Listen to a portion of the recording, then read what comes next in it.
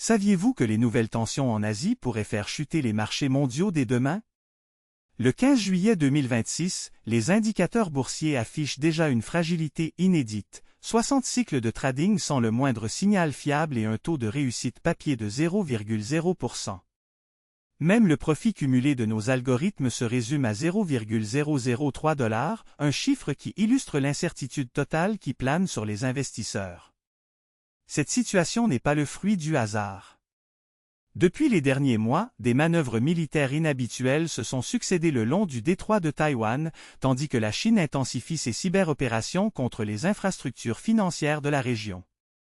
En parallèle, le Japon a renforcé sa présence navale, déclenchant une réaction en chaîne qui a poussé les marchés asiatiques à la volatilité maximale.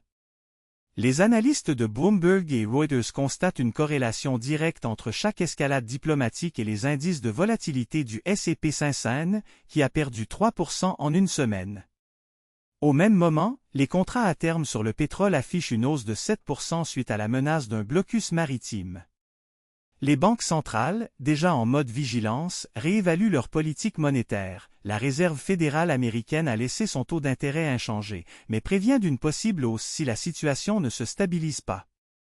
En Europe, la BCE surveille de près les répercussions sur l'euro, qui a déjà reculé de 0,5% face au dollar. Cette conjoncture crée un environnement où chaque décision géopolitique devient un facteur de marché. Ainsi, même les traders les plus aguerris, qui comptent sur 60 cycles de données, se retrouvent sans signaux fiables, contraints de naviguer à vue. Le message est clair, la géopolitique n'est plus une variable exogène, elle est désormais le moteur principal des fluctuations financières mondiales. Restez avec nous pour décortiquer les mécanismes, les acteurs et les scénarios qui pourraient redessiner le paysage économique d'ici la fin de l'année. Le 15 juillet 2026, les analystes de Nexus Intelligence recensent 3 foyers de tension qui redéfinissent les équilibres mondiaux.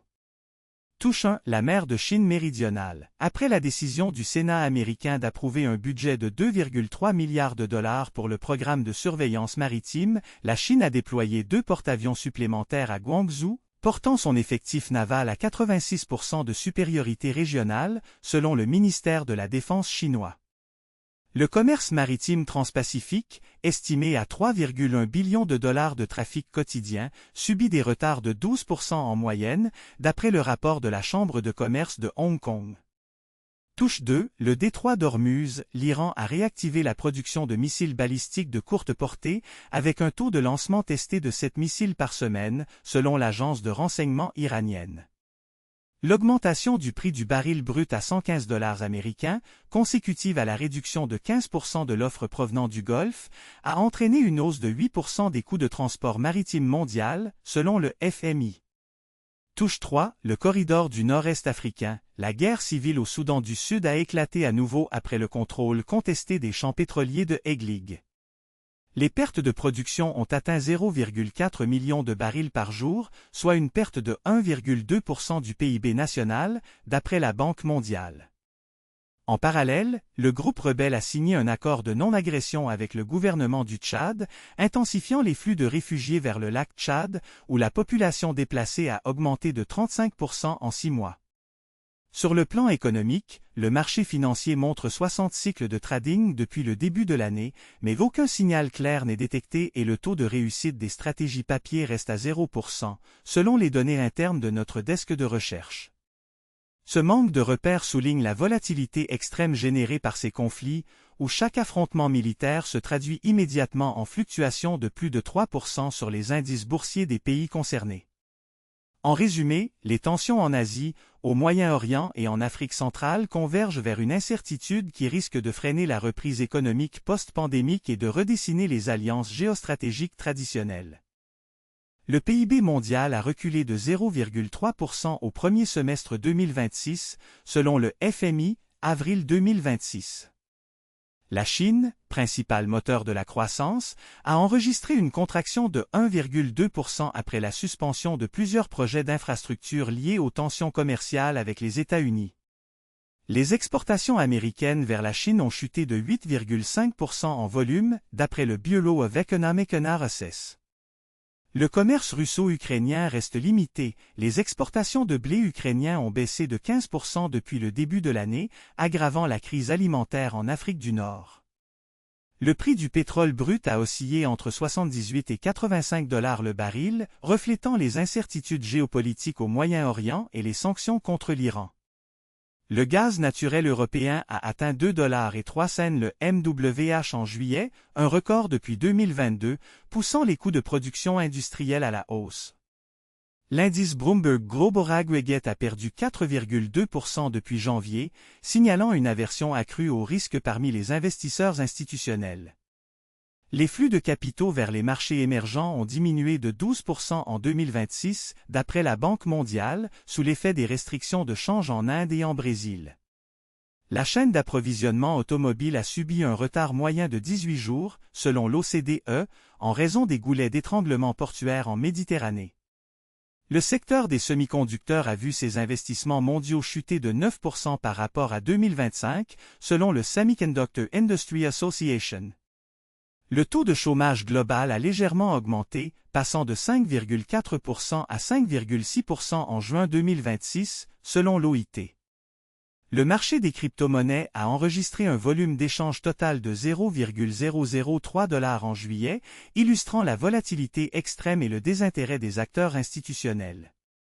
Le nombre de cycles de trading sur les marchés dérivés a atteint 60, mais le taux de réussite des signaux reste à 0, selon les données internes de la plateforme de trading.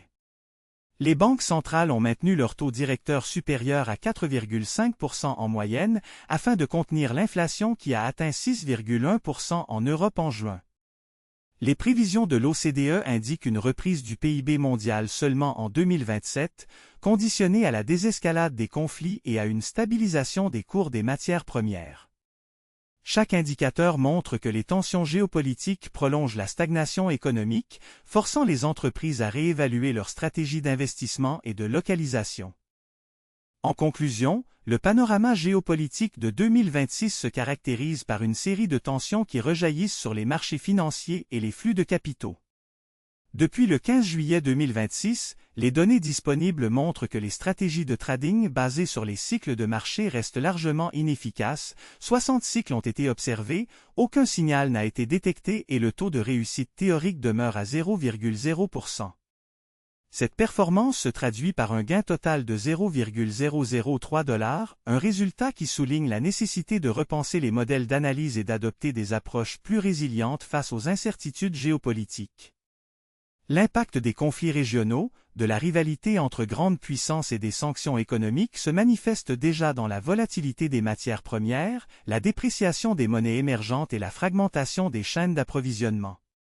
Les investisseurs institutionnels, qui auparavant s'appuyaient sur des modèles quantitatifs traditionnels, se voient contraints d'intégrer des variables politiques, environnementales et sociales pour anticiper les chocs systémiques.